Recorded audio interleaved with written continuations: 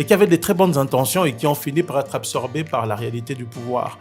Et le pouvoir, je l'ai dit encore une fois, est quelque chose de très complexe, de très dangereux si on ne sait pas le gérer. Et moi, je crois le danger qui s'éternise au pouvoir. Le danger est qu'il s'éternise, mais surtout qu'il se laisse absorber par les réalités du pouvoir. Parce qu'en Afrique, on sait qu'on a beaucoup de courtisans, mais au-delà de cela, il y a aussi tout ce que procure le pouvoir en termes d'aisance matérielle et tout le reste. Et donc, on peut faire des discours, mais c'est dans l'action, c'est dans le comportement, c'est dans les agissements qu'on va trancher. Et de mon point de vue, ça sent mauvais. Pour moi, hein, je peux me tromper. J'aimerais me tromper. Mais je peux vous dire que ça sent mauvais parce que si ils sont arrivés... sont restés là, non, le problème n'est pas d'avoir des dirigeants élus démocratiquement ou pas. Le problème, c'est d'abord de respecter sa propre parole. Ils sont arrivés au pouvoir pour mettre un peu d'ordre, remettre un peu d'ordre et s'en aller. C'est ce qu'ils nous ont fait comprendre au départ. Oui. C'était ça la réalité. Et moi, j'ai toujours eu... je me méfie des gens qui ne sont pas capables de respecter leurs paroles. Et quand je vois ça, je me dis, ça risque de mal se passer parce que je le vois aussi au Mali. Donc, vous remarquez d'ailleurs que, et ça, c'est un sujet qu'on n'aborde pas beaucoup, mais ils sont des pays qui sont aussi traversés par d'énormes tensions intérieures. Et ça peut ouvrir la voie à toute forme de déstabilisation. Et on risque de revenir à la case départ. Et c'est ça qui m'inquiète. Moi, je crois qu'un grand leader crée les conditions gagnantes pour son pays. Mais est-ce qu'en 2 ans, ils peuvent le faire ? Pardon ? Ils auraient pu le faire. Ils peuvent le faire. Non, je dis, ils auraient pu le faire. Après, c'est vrai que la tâche est énorme, mais il faut créer les conditions. Mais moi, quand je vois le capitaine Traoré dire que je serai candidat à l'élection, je comprends très bien qu'on n'est plus là. C'est quelqu'un qui veut aussi, il commence à prendre goût au pouvoir, il veut y rester. C'est ce que je vois. Mais parce qu'il voit que sa présence apporte du résultat. Non, il faut qu'on enlève ça. Nous, les Africains, il faut enlever ça de notre tête. Vous voyez pourquoi est-ce que sur le continent africain, même ailleurs, nous ne sommes pas capables de construire et de bâtir dans la durée. C'est-à-dire que si aujourd'hui, regardez nos partis politiques, hein, vous mettez en place un parti politique, vous disparaissez avec votre parti. Ou si vous êtes neutralisé, vous évanouissez avec votre parti. Pourquoi ? Parce qu'on ne crée pas, on ne bâtit pas pour la postérité. Aujourd'hui, moi, je crois que les militaires pourraient bien, comme l'a fait... Jerry Rawlings l'a fait, mais c'était un autre contexte. Il faut créer... On aime bien prendre Jerry Rawlings en exemple. Oui, mais c'était un autre contexte. Il faut créer les conditions gagnantes du pays. C'est-à-dire que nous sommes là pour remettre de l'ordre. Si c'est 5 ans, il n'y a pas de souci. Moi, j'aurais bien aimé qu'ils disent, bon, on va prolonger la transition de 5 ans, mais moi, je ne veux pas me présenter. Moi, ça allait m'envoyer le message que, il va tout faire pour laisser le pays dans une situation de stabilité qui va permettre à son successeur de continuer la tâche, ou de continuer la mission. Mais quand il me dit que lui-même va se représenter, j'ai des doutes forts. Je doute que la situation est pour le mieux. Tu ne crois pas en l'homme providentiel ? Je ne crois pas en l'homme providentiel. Regardez ici. Vous avez des partis politiques ici qui existent, ça fait des décennies. Oui. Les hommes arrivent, ils partent, le parti reste. En fait, la structure reste. Pourquoi ? Parce qu'il y a derrière tout ça, il y a une idéologie. Ce sont des idées. Ce ne sont pas des... Oui, ce sont des individus qui mettent en place des idées, qui incarnent des idées. Mais il y a une structure qui reste. C'est ça la différence avec nos pays. On arrive au pouvoir en affirmant vouloir tout changer, en affirmant vouloir changer des choses et au final, on reste. Moi, ça m'inquiète. Moi, le simple fait que le capitaine Traoré dise qu'il va se représenter, c'est ça qui m'inquiète. Ça veut dire qu'il commence à prendre goût au pouvoir. On peut dire tout ce qu'on veut, mais ça va arriver. Et je crois vous l'avoir dit, Philippe. Allez révisionner l'émission qu'on a faite, c'était sur le Mali à l'époque. J'avais dit, observez le comportement de ces militaires-là. À l'époque, il y avait le coup d'État en Guinée aussi. J'ai dit, observez leur comportement. Ils vont finir par adopter le même comportement que les civils au pouvoir, tout en étant des militaires. Et c'est ce que nous allons observer. J'aimerais me tromper, mais je pense que nous allons observer cela. Et ça se fera au détriment du Burkina Faso. Cela ne veut pas dire qu'il n'y a pas de volonté de changement. Ça veut simplement dire qu'il y a des comportements, il y a des terres qui ont la peau dure dans le pays. Qu'est-ce que tu dis à ceux qui disent que tu combats la transition avec de telles idées ? Tu ne comprends je pas ne combats pas. Moi, ce n'est pas la transition. Tu préfères qu'on reparte avec une... Qu'est-ce qu'il doit faire ? Faire une élection ? On sait que les élections sont biaisées. Sont biaisées par qui ? Je ne sais pas, par ceux qui les organisent. Vous dites que... ceux qui disent que les élections sont biaisées, par ceux qui les organisent. Oui. Est-ce le cas au Sénégal? Le Sénégal, On avait un tyran fort. En fait, la vraie question aujourd'hui pour nous, population d'Afrique subsaharienne, c'est de nous donner des institutions que nous soyons capables de respecter. Nous ne respectons pas nos propres textes. C'est ça la réalité. Et les autres profitent de notre manque de sérieux pour avancer leur propre carte en fonction de leurs intérêts. C'est tout. Quand on dit que oui, la France cautionne des coups d'État ou des coups d'État constitutionnels, c'est vrai, mais ce sont les Africains qui font ces coups d'État. Il ne faut pas l'oublier. Donc nous devons être capables à un moment donné de respecter nos propres textes. Moi, quand j'ai vu ce qui s'est passé au Sénégal, malgré tout ce que j'avais contre le président Macky Sall, je me suis dit, voilà un homme qui a quand même, au final, pensé à son pays. Je ne le soutiens pas, l'homme, mais l'acte qu'il a posé, pour moi, inspire le respect parce qu'il laisse un pays quand même debout. Maintenant, il appartient au nouveau président et à son premier ministre, Ousmane Sonko, de continuer la tâche, de sortir le pays de sa calamiteuse situation, selon eux. C'est ça qu'on attend aussi dans nos pays. Malheureusement, on ne le fait pas. Et on doit avoir le courage de nous regarder. On peut ne pas aimer ce que font les autres, mais nous devons être capables au moins d'être responsables par rapport à notre pays ou à nos pays. Mais on pourrait te dire que même si le président français Emmanuel Macron veut se maintenir au pouvoir en France, il ne peut pas. Mais oui. Macky Sall, s'il voulait, il pouvait. Mais c'était pas évident. On est en train on est en train de dépendre ici de la bonne volonté. Oui, mais vous savez, Philippe, on est dans le si. Mais la réalité est que Macky Sall n'est pas là. Il est parti. Et celui qui a pris le pouvoir était 10 jours auparavant en prison. Oui. C'est quand même ça qui me parle. Ça me parle beaucoup plus qu'un capitaine qui a prétendu vouloir une transition de 2 ans, qui a laissé entendre qu'il travaillait pour laisser le pouvoir aux mains des gens responsables, laisser le pays dans une situation de stabilité et qui décide par la suite lui-même de se représenter. C'est que le Sénégal me parle beaucoup plus que le Burkina. Et pourtant, j'ai beaucoup de respect, beaucoup de considération pour le capitaine Traoré. Mais s'il y a un conseil que je peux lui donner, c'est de ne pas se représenter, mais de créer les conditions gagnantes pour son pays.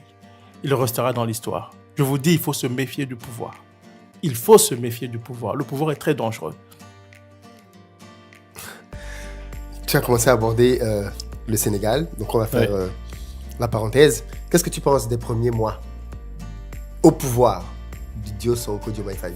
Pour l'instant, je n'ai pas beaucoup d'avis là-dessus. Je pense tout simplement qu'il est en train de prendre sa place, mais surtout de prendre conscience de ce que c'est le pouvoir.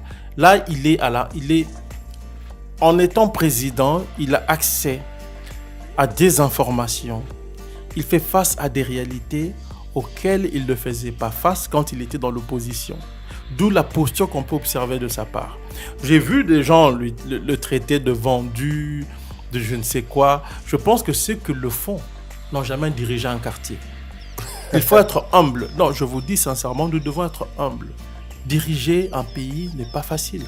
Surtout pas un pays important.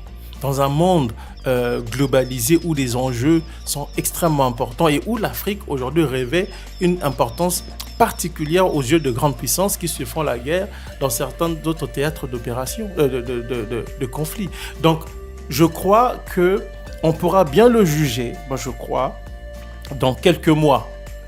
Pour l'instant, c'est encore très tôt. Il est arrivé au pouvoir il y a quelques semaines, il y a quelques mois. Il doit prendre ses marques, il doit asseoir son pouvoir parce qu'il ne faut pas oublier quand même que ceux qui sont là dans l'appareil sécuritaire, dans l'armée, ce sont des gens qui ont été placés par son prédécesseur, qui avaient une autre façon de voir et de faire les choses. Donc eux, Sonko et son premier ministre, le président Bassirou, doivent prendre leur marque, s'installer et puis asseoir leur pouvoir convenablement pour prendre certaines décisions qui s'imposent en fonction des intérêts du Sénégal. Mais les traités de tous les noms d'oiseaux maintenant, c'est quand même très tôt.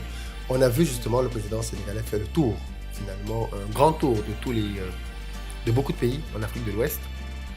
Et certains craignent qu'il y mette trop d'énergie parce qu'il semblerait que finalement aujourd'hui le Sénégal veut jouer le rôle du réconciliateur entre les pays de l'AES et ceux de la CEDEAO.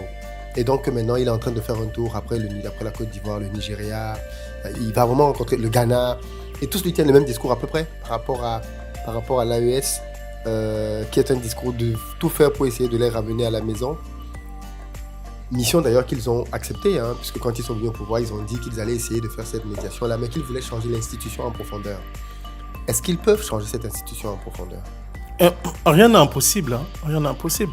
Je crois que, vous vous rappelez Philippe, quand on a fait l'émission sur le Niger, le coup d'État au Niger, je vous avais dit que ce coup d'État-là n'avait rien à voir avec ce qu'on a pu observer au Mali, au Burkina. Mais j'avais ajouté que les nouveaux maîtres du Niger allaient à leur corps défendant, s'il le faut, s'adapter à la réalité sous-régionale et aux opinions publiques.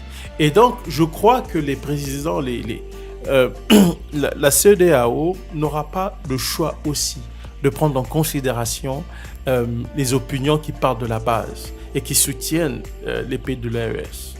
Ça va beaucoup jouer. Bon, Ouattara, je ne suis pas trop sûr parce qu'ils sont quand même un peu particuliers, mais les autres sont obligés. Moi, je me rappelle du président Talon quand les pays de l'AES ont décidé de claquer la porte de la CEDEAO. Il a clairement dit qu'on ne peut rien faire. Écoutez, il faut rappeler les gars, parce que ça peut avoir des répercussions importantes, aussi bien pour ces pays que pour la CEDEAO. Et par ricochet pour l'Union africaine aussi, parce qu'ils font partie de la grande famille africaine.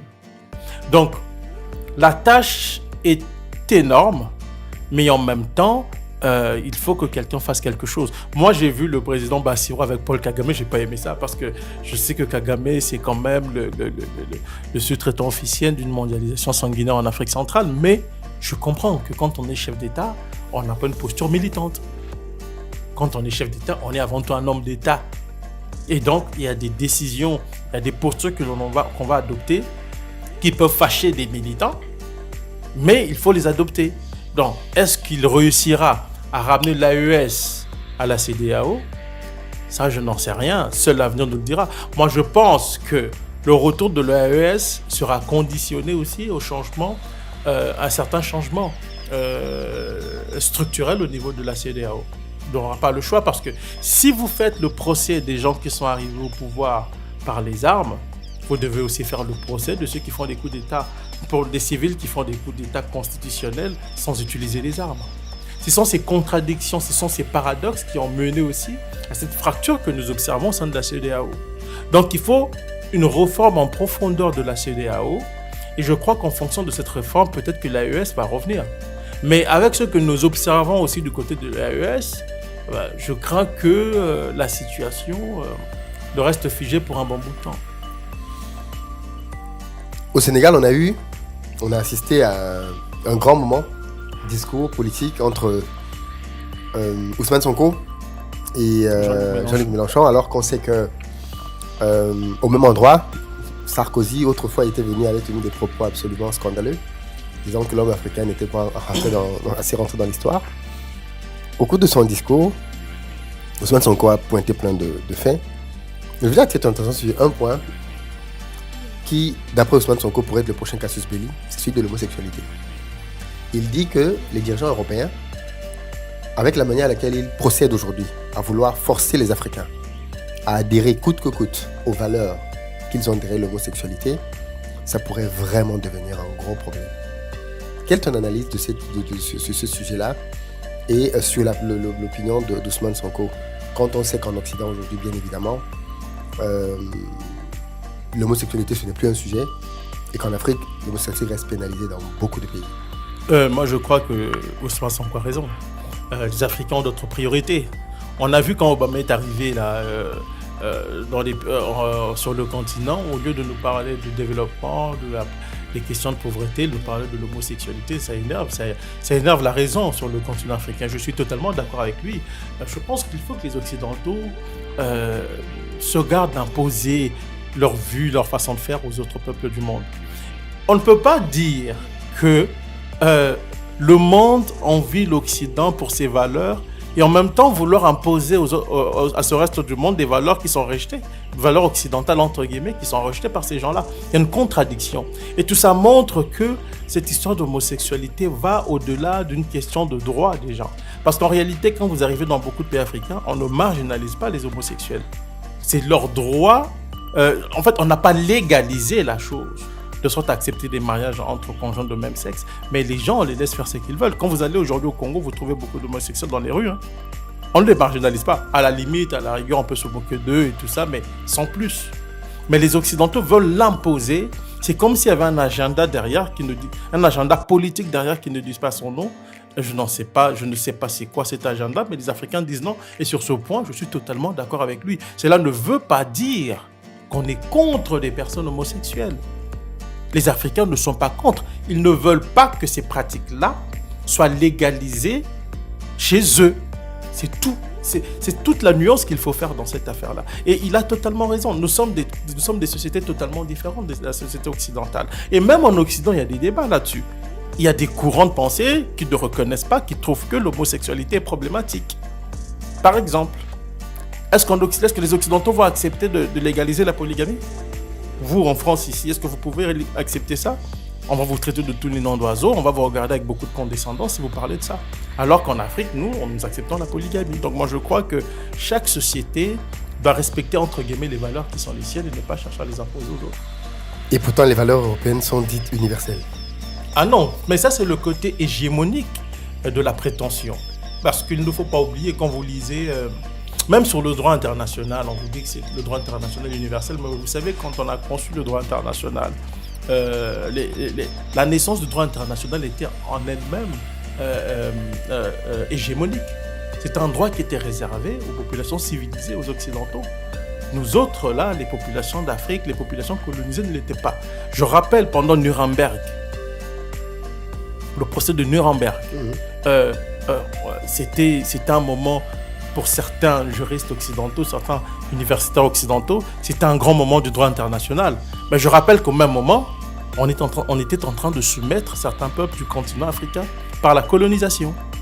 Donc, il faut faire attention à cette prétention universaliste de certaines valeurs occidentales. Elles ne sont pas universelles, ce sont des valeurs, entre guillemets, occidentales, et ça s'arrête là. Elles n'ont rien d'universel. Sonko a crevé l'abcès en disant que pendant sa détention en prison par Macky Sall, la France, et notamment ses dirigeants politiques, avaient brillé par leur silence. Et que quand le président français s'est exprimé, il a félicité son homologue sénégalais, Macky Sall, en lui disant qu'il gérait bien le pays. Et Sonko dit que c'était une incitation à la réalité, à la torture d'autres Sénégalais. Il a tenu des propos très durs, très difficiles vis-à-vis du président français, en rappelant qu'il parlait là en tant que chef d'un parti, le PASTEF, et pas comme Premier ministre, même s'il est difficile de faire la distinction, et qu'il n'a bien évidemment aucun problème à collaborer avec les autorités françaises tant que celles-ci s'en tiennent au respect des droits du Sénégal. Au début, on a pensé que le pouvoir allait adoucir, assagir Sonko et son ami Diomaye Faye. Au final, on a l'impression que, malgré le fait qu'ils soient au pouvoir, et ça Sonko l'a dit, ils n'ont pas bougé d'un centime de leur position. C'est un peu surprenant quand on a vu beaucoup d'opposants politiques promettre monts et merveilles, et une fois qu'ils sont au pouvoir, adoucir, attendrir leur position. Ils sont cohérents avec eux-mêmes. Et c'est la raison pour laquelle j'ai dit tantôt, Philippe, qu'il ne faut pas les juger très vite. Commencer à dire que ce sont des pantins, s'ils reçoivent ou s'ils tiennent de propos ici et là. Il faut regarder, analyser globalement leur approche diplomatique. C'est comme ça qu'on fait quand on étudie l'approche diplomatique d'un État ou des dirigeants. Et moi, je suis totalement d'accord avec eux. En fait, en réalité, ils ne sont pas radicaux. Ils sont tout simplement intraitables sur des questions qui concernent le respect des droits des Sénégalais. C'est tout. Parce que, vous savez, on nous a habitués à un discours de complaisance vis-à-vis des pays occidentaux ou des gens qui se montrent condescendants à l'égard du continent africain. On a tellement intériorisé ce type de discours qu'on est souvent frappé quand on se retrouve devant des gens qui tiennent des discours de rupture. Mais les Occidentaux tiennent tous les jours des discours de rupture vis-à-vis de la Russie, depuis la question ukrainienne. On entend tout et rien. Parfois, ça frise l'insulte à l'égard de Poutine qu'on traite de fou. On dit même qu'il a un problème psychiatrique, qu'il va mourir demain. Qu'est-ce qu'on n'a pas entendu? Et pourquoi est-ce qu'on reproche aux Africains de tenir le même type de discours? Ils ont totalement raison. Ils sont cohérents envers eux-mêmes. Ils ont bien dit qu'ils vont traiter avec la France en autant que celle-ci respecte le Sénégal et les Sénégalais. Et c'est comme ça que tous les pays africains doivent se comporter. Vous ne respectez pas, on vous vire. Vous nous respectez, on va traiter ensemble. C'est ce que je dis toujours par rapport au continent. Il ne sert à rien de dire qu'on va rompre avec la France. Non. On va travailler avec ceux qui nous respectent. Point barre. Et la raison pour laquelle aujourd'hui nous assistons à une guerre entre l'OTAN et la Russie et par Ukraine interposée, c'est aussi ça. C'est que c'est ce manque de considération pour l'autre qui crée ce genre de situation. Et aujourd'hui, l'Occident est minorisé à travers le monde. L'Occident est minoritaire aujourd'hui. Et il est tout à fait normal que le Premier ministre Sonko tienne ce type de propos. Ce ne sont pas de propos insultants. Il l'a fait en tant que militant de PASTEF, moi je crois aussi en tant que Premier ministre, même s'il a essayé de surfer, jouer sur les mots, mais c'est une façon de passer un message quand même aux autorités françaises pour dire où vous nous respectez, on ne traite pas avec vous, c'est aussi simple que ça. Il est revenu plus globalement sur la question du franc CFA, en disant que le but du Sénégal c'était de se munir d'une monnaie qui lui était propre, mais que dans un premier temps, il allait travailler avec la CEDEAO pour voir s'il pourrait converger dans ce sens-là pour avoir une monnaie commune. Et il a dit que les démarches allaient dans ce sens-là. Il espère que ça va continuer dans ce sens-là. Le franc CFA. Bon, on a tout entendu sur cette monnaie. Quelle est ta position? Et moi, ma position, je crois qu'il faut être stratégique. Comme je dis, c'est un débat qui est très passionné. Il faut quitter, il faut rompre. Souvent, on le dit quand on ne comprend pas, on n'a pas la maîtrise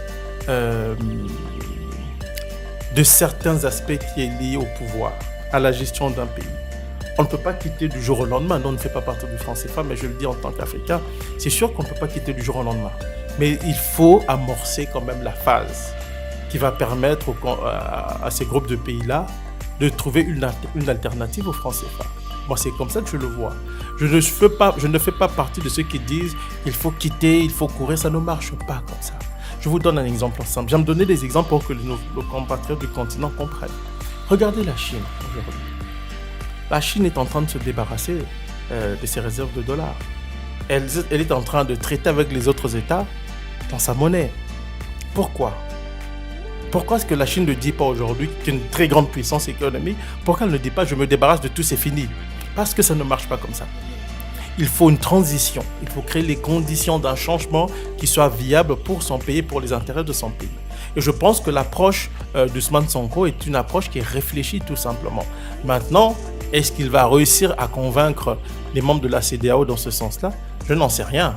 Mais il faut encourager ce type de changement, cette transition qui va mener peut-être à la mise en place d'une monnaie essentiellement africaine qui réponde aux intérêts des pays de la région, de la CEDEAO. Autre actualité, Bénin, Niger. On a vu une passe d'armes entre le président Talon et le Premier ministre nigérien sur aujourd'hui alors, on sait tous qu'il y a un pipeline entre les deux pays qui permet au Niger d'aboutir sur la mer. D'ailleurs, c'est le plus grand pipe africain. On est sur 2000 km. Et pour ce pipe-là, aujourd'hui, on a vu le Bénin menacé de le fermer, ou du moins de ne pas donner accès aux bateaux. Ils l'ont fait, je crois, à un moment. Oui. Et là, ils ont fait une ouverture exceptionnelle, donc ce n'est pas encore réglé. En disant que tant que la frontière avec le Niger est fermée, l'ultimatum, on ne vous donne plus accès parce qu'il n'y a pas de raison qu'on soit en froid, donc vous continuez d'exploiter le pétrole. Ce à quoi le Niger répond en disant qu'il y a des camps d'entraînement dans lesquels des terroristes seraient entraînés au Bénin avec pour but de déstabiliser le Niger, lesquels terroristes seraient formés par l'armée française. Accusation donc gravissime des autorités nigériennes vis-à-vis du Niger, vis-à-vis de la France et vis-à-vis du Bénin. On est là au stade des accusations, même si des localités précises ont été données, on n'a pas eu de preuves. Qu'est-ce que ça t'évoque tout ça ? Mais moi je crois que c'est juste la continuité du bras de fer qu'on a observé quand l'embargo a été imposé au Niger par la CEDEAO et que le Bénin a embrayé aussi. Le Bénin était d'ailleurs parmi les va-t-en-guerre de l'époque contre le Niger, c'est que les autorités nigériennes n'ont pas accepté. Maintenant, il faut aussi comprendre que oui, la CEDEAO a changé d'avis, mais la ruse fait partie de la diplomatie. Donc on peut avancer toutes les raisons du monde pour maintenir une position donnée.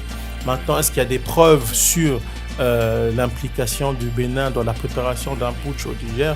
Moi, je n'en ai pas et les autorités nigériens ne les ont pas présentés. Moi, j'aimerais bien voir ces preuves. Aujourd'hui, tout peut être révélé. S'il y a des camps d'entraînement au Bénin, moi j'ai cru comprendre que les Russes étaient de passage au Niger. Au Niger, ils peuvent produire des images satellites pour qu'on les voit.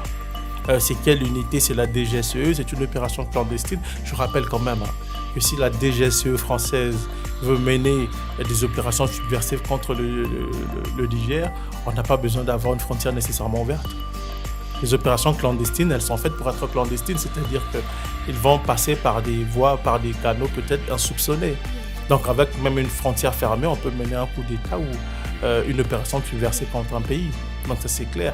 Donc moi j'aimerais bien voir cette preuve-là. Mais je crois que le Niger, en fonction de tout ce qui s'est passé, il y a un ressentiment à l'égard du Bénin que les autorités veulent faire savoir et ils utilisent toutes sortes de subterfuges, y compris l'argument d'une tentative de déstabilisation pour maintenir la frontière fermée. Et cela, ça apprendra aussi à des pays comme le Bénin à ne pas jouer avec le feu.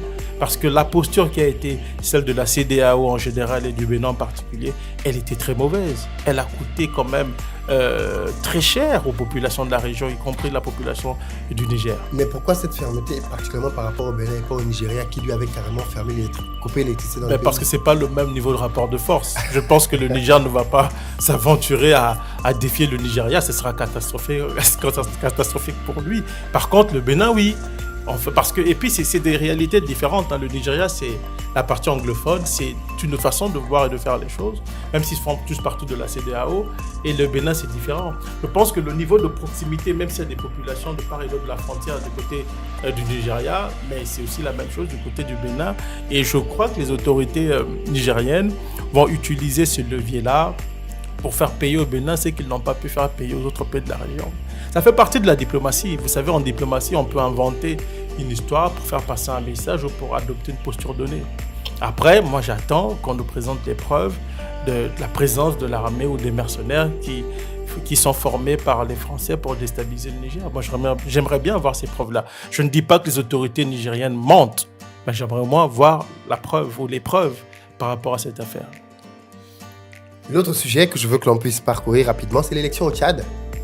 On a eu le président maintenant, parce que pour le coup, il n'est pas président de la transition, il est le président de la République, M. Déby, qui succède à son père. On a là une succession dynastique. On croyait que c'était finalement dans le passé. On se retrouve avec ce genre de scénario encore en Afrique. Mais au-delà de ça, c'est une élection qui a été rapidement validée par les États-Unis et la France, et pourtant l'opposition crie au scandale. Il y a eu beaucoup apparemment, moi, on m'a fait parvenir des images assez difficiles, insoutenables, de personnes qui ont perdu la vie pendant ce processus électoral-là. C'est une élection qui n'a pas eu d'observateurs internationaux. Personne n'est venu vérifier l'élection. Et pourtant, il y a eu un adoubement très rapide des résultats qui eux-mêmes étaient contestés par le président Succès Masra. Qu'est-ce que ça t'inspire, cette élection-là? Mais les deux poids, deux mesures de l'Occident. On fait la leçon. C'est la raison pour laquelle j'ai dit qu'il ne faut pas se fier au discours sur la démocratie. Ils ne valent rien du tout. Et on vient de le voir. Mais oui, parce que quand on parle de démocratie à géométrie variable, il y a un problème. Là, on vient de voir, je ne sais pas si je pourrais parler de fraude, mais la situation était quand même assez critique au Tchad, en fonction de ce que nous avons pu observer et lu ici et là. Donc, je crois qu'il y a un gros problème et l'Occident devrait se garder de faire la leçon aux gens sur les questions de démocratie. Maintenant, ça, c'est le volet qui concerne l'Occident. Quand on revient aux Africains, que faisons-nous nous-mêmes sur le continent africain? Et c'est la raison pour laquelle je dis que nous sommes les premiers responsables parfois des choses qui nous arrivent. Mettez-vous à la place des gens au Tchad qui sont frustrés. Qu'est-ce qui va se passer? Ils sont capables aussi d'aller trouver ou chercher des moyens pour venir peut-être mener des opérations contre leur propre pays. Et nous risquons de nous retrouver dans un cycle de violence qui ne dit pas son nom et qui ne va peut-être pas, qui va s'éterniser. Et c'est le problème de la plupart de nos pays sur le continent africain. Donc à un moment donné, moi je pense qu'il faut que les Africains deviennent responsables aussi. Et ce qui n'est pas le cas, malheureusement. Parce qu'aujourd'hui, les pays d'Afrique centrale, on dit quoi? On cautionne. Les autres pays du continent, on dit quoi? Rien. On félicite le monsieur. Mais pendant qu'on félicite le monsieur, il y a une forme de frustration dans le même pays qui va naître, qui est là et qui risque de se propager avec des conséquences insoupçonnées. Et on voit la même chose au Burkina, on voit la même chose au Mali, on voit la même chose dans la plupart des pays. Et parfois, et c'est là où j'ai aussi, et là c'est quand même un message que je vais adresser à la plupart de mes amis militants. Oui, on peut s'opposer aux politiques de l'Occident sur le continent, mais nous ne devons pas fermer les yeux sur les dérives de nos propres frères qui sont au pouvoir. Parce que ça nous coûte beaucoup plus cher que l'implication de l'Occident qui, lui, profite en fait de nos insuffisances, de notre manque de sérieux pour avancer ses propres cartes en fonction de ses propres intérêts. Et nous devons être capables de faire ce travail d'introspection, sinon ça ne changera pas. Je vous donne un exemple de la RDC. Aujourd'hui, il y a eu des élections et tout ce qu'il y a eu dans un désordre total. Il y a des frustrations. Mais qu'a-t-on vu? L'ancien président de la Commission nationale électorale devenir chef rebelle. Pourquoi? Parce qu'il y a des frustrations, parce que les gens n'acceptent pas. Et moi, je sais de source sûre qu'il y a des personnes qui le soutiennent, même en privé, même secrètement. Pourquoi? Parce qu'on crée les conditions de notre propre déstabilisation. Le dire ne veut pas dire qu'aussi on ait accepté tout ce que l'Occident fait chez nous, mais c'est d'être capable, tout en critiquant les politiques impérialistes ou impériales de l'Occident, d'être capable de se regarder, de faire une introspection personnelle par rapport à ce qui se passe chez nous, par rapport à notre propre responsabilité, à ce qui nous arrive.